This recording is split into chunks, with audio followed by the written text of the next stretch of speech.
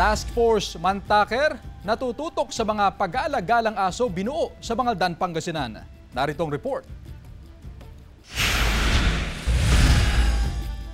Mga pag-alagalang aso ang karaniwang makikita sa mga sitio ng ilang barangay sa Bangaldan, Pangasinan, lalo na sa mga barangay na hindi masyadong istrikto sa implementasyon ng Republic Act 9482 o ang Anti-Rabies Act of 2007 na mas kilala sa tawag na Aso Mo Itali Mo Law.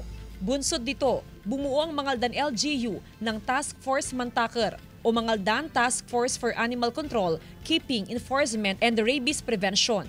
Ang Mantaker ay salitang Pangasinan ng ibig sabihin ng Itali.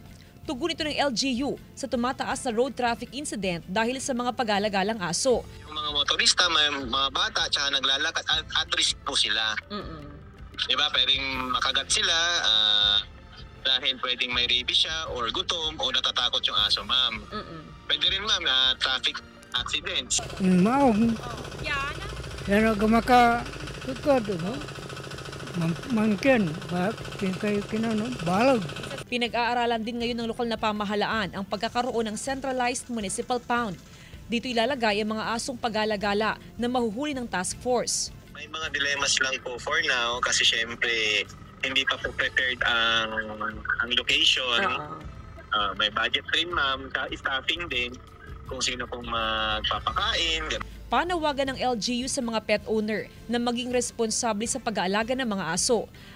Alinsunod sa RA 9482, maaaring magmulta ng 500 piso hanggang 25,000 piso ang sinumang hindi tumatalima sa batas.